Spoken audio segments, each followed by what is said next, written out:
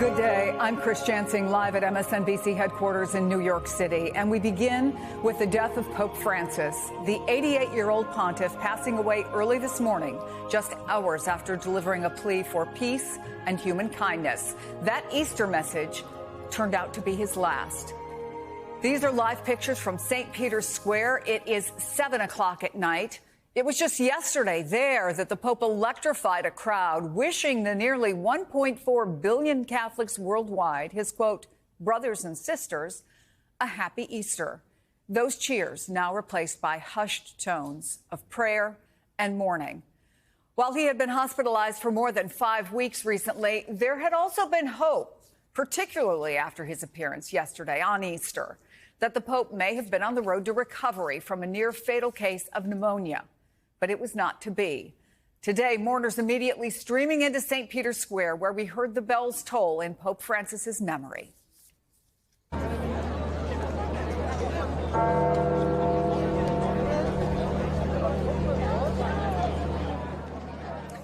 We have learned that the Vatican will lead a rosary there in St. Peter's Square just minutes from now. And next hour, the Pope's Chamberlain, Cardinal Kevin Farrell, the same man who announced the Pope's death this morning, will certify his passing and oversee the placing of his body into his coffin. On Wednesday, the Pope's body will be moved to St. Peter's Basilica, where he will lie in state ahead of his funeral. Christopher White is Vatican correspondent for the National Catholic Reporter and an MSNBC contributor. Deborah Lubov is an MSNBC Vatican analyst and contributor who is joining us from Vatican City. I know you are on the roof, Deborah, overlooking St. Peter's Square. But have you been able to talk to some of the faithful there, and what are you hearing, and what are you feeling out on the square?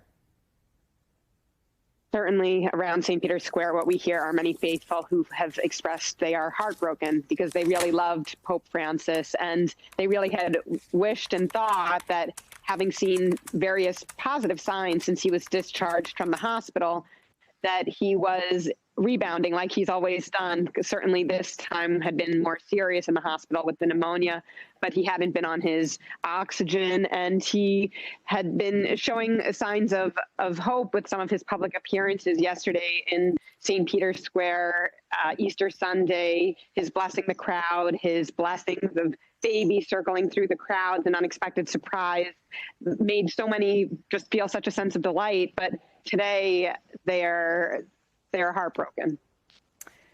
Chris, we know that this was a pope that was beloved by many. Among Catholics, they do the kind of polls we do for American presidents here. Vast majority of Catholics felt favorably about this pope. Explain the loss as you've talked to people, and I know you've been on the ground over the last 24 hours or so, but also what we're hearing from Vatican officials. I think it's fair to say that Pope Francis had approval ratings that any American politician would kill for. And that certainly felt here. Both yesterday, being in St. Peter's Square, you could just sense the joy of so many people who weren't quite sure if Pope Francis was going to be able to make it, to then sort of see him come out on the balcony and give the Easter blessing and then go out in the Pope Mobile. I think it shocked a lot of people. At the same time, it's fair to say that Pope, while he was making an effort to connect with young children yesterday and greet and bless people, he also looked at times disoriented and really to be suffering.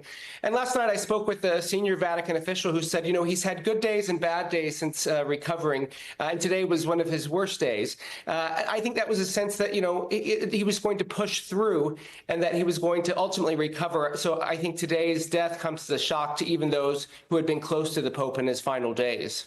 Yeah, and Chris, of course, everyone knew that the Pope was sick. His doctors reportedly told him to stay isolated in his Vatican residence to get better. He did not do that. He did greet the faithful at St. Peter's Square on Palm Sunday. He visited a prison last Thursday. He was at St. Peter's Basilica on Saturday. We saw the Easter message yesterday. The New York Times put it this way, Chris. It said, looking back, those seem like farewell gestures. It's like he was powering through for Easter. Is that how you see it? I do. I think that's fair. I mean, if we go back to 2013 when Pope Francis was elected, I mean, he came in as a maverick who he shocked the Catholic Church by, doing away with all the formal vestments and not living in the apostolic palace. And he went out as a maverick. He bucked his doctor's orders to stay at home and rest for 2 months. He wanted to be close to the people. I think he has, to the very end, he had a pastor's heart, and he didn't want anyone to separate him from being with his people. And so, yes, perhaps he was well aware that his time was short and he was going to go out in his own way. And Deborah, I know you wrote a couple of days ago about the Pope's recent appearances in public, calling him, quote, the Pope of surprises. And he did seem to surprise a lot of people just by fighting through what doctors said were 2 near-death experiences when he was hospitalized. And here's what one woman had to say about it. It's just a very sad day. It's honestly, I think, impressive that he made it to Easter. I think that's almost like a miracle for Italy.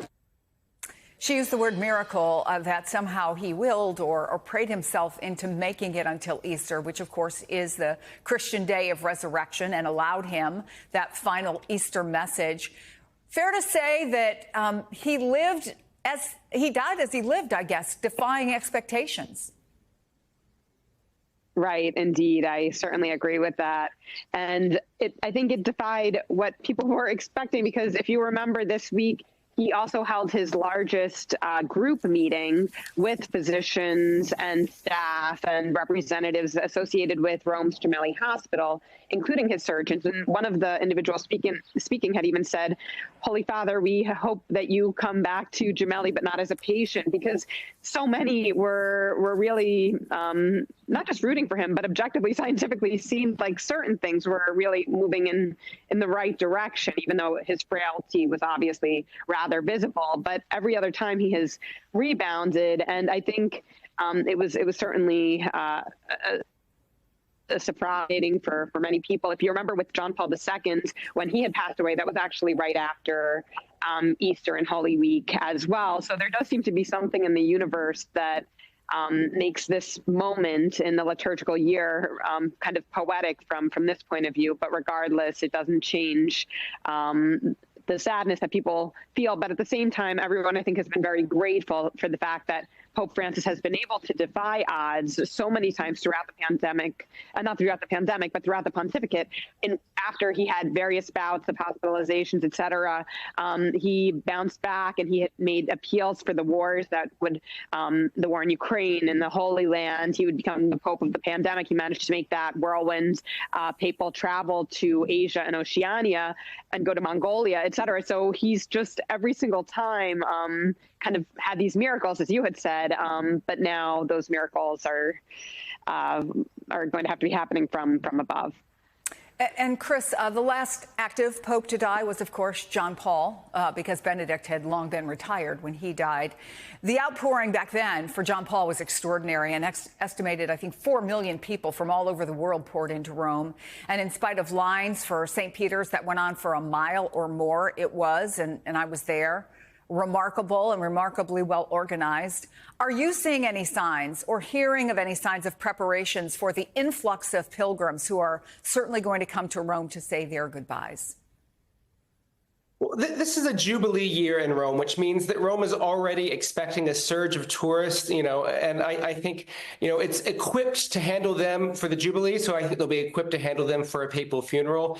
And of course, we'll have high-level security. I mean, we've had the likes of Viktor Orban and Putin praising Pope Francis today, and also Barack Obama and Joe Biden and Donald Trump. So we can expect many heads of state. I think this will be a closely watched event where the eyes of the world will really be on Rome in the coming weeks. I want to bring in NBC's Aaron McLaughlin at St. Patrick's Cathedral in New York City. And Aaron, I know that people around the world are marking the death of Pope Francis, and people have been streaming into St. Patrick's Cathedral all day long. What are you seeing and hearing in New York? Well, Chris, the Archbishop of New York, Cardinal Dolan, released a statement earlier today making the point that people around the world, people of all faiths, people of no faith, are mourning the loss of Pope Francis. And that's very much reflected in some of the conversations that I've been having with folks here outside St. Patrick's Cathedral. People around the world telling me that he will be remembered as a man of kindness, a man of peace. Take a listen. What do you think he means to the world? The world? I think it's just this one word, kindness. Good heart. Kindness and like peace, and inner peace as well. I like his compassion. I liked what he stood for. I understood what he was trying to practice and what he was trying to preach. And not being a religious person, it's just the fact that when you have a decent human being, they deserve recognition. Wow.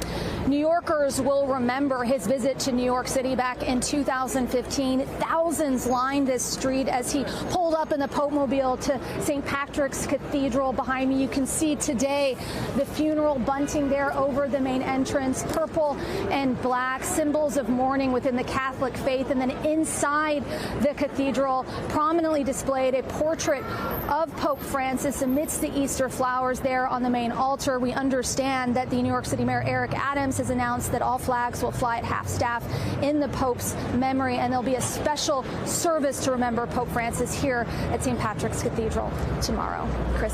Thank you for that. So, Deborah, there are masses, there are memorials being held worldwide, from Bethlehem to Moscow to South America, Southeast Asia, to remember the man who earned the nickname the People's Pope.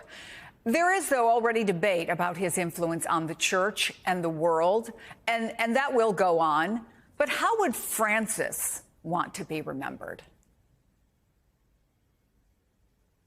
I think as the Pope of Mercy, he wanted to show all people that they were loved by God, no matter what point in their lives they were, no matter what had happened, as we saw with his numerous visits to prisoners. He just wanted all people to realize that nothing holds them back from God's love for them. He spoke frequently about the prodigal son, and we think that he will always want to show the church as a field hospital who wants to save everyone and show its love, the love of Christ for them.